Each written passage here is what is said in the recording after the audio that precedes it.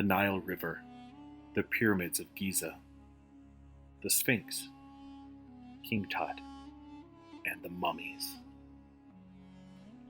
Few ancient cultures have filled us with such awe and wonder, nor have captured the imagination quite like the ancient Egyptians.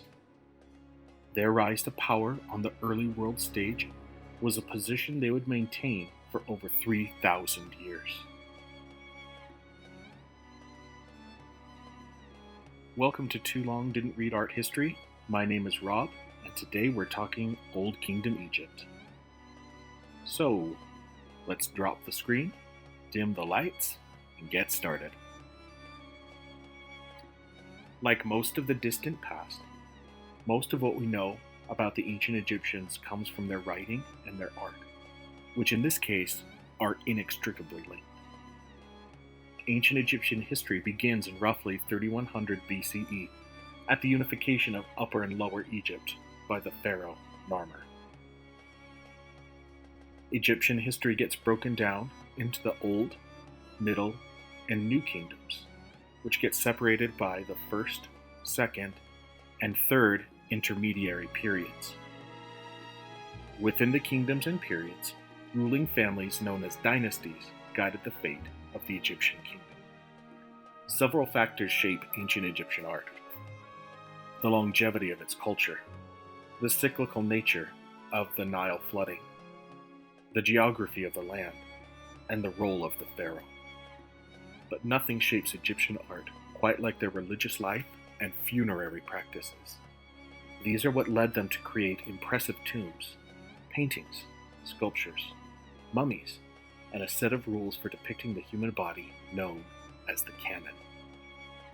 The ancient Egyptian belief system did not revolve around the conflict of good and evil like Christianity does. Rather, it revolved around the conflict generated by order, known as Ma'at, and chaos, known as Isfet, neither of which could exist without the other. The pharaoh, or ruler, was charged with maintaining Ma'at. It was their job to ensure that Egypt prospered and continued the stability of the country by doing everything from ensuring economic success to making sure the Nile flooded on schedule. Because the pharaoh was seen as divine, they continued to maintain Ma'at even after their death. To ensure the pharaoh could do this, the Egyptians started to preserve the king's dead body. The Egyptians believed that the soul contained several different parts, of which the body was just one. The heart, or emotional center, the Ka, or spirit double, and the Ba, or personality, as well as all the other parts of the soul, needed a container to hold them. The body served as that container, which is where mummification comes in. The pharaoh's Ka needed a body to inhabit in order to maintain Ma'at after death. Because such an important task was not to be left to chance, substitute bodies in the form of paintings and sculptures were created. That way, if the body were ever damaged, the soul could inhabit the statue or the painting.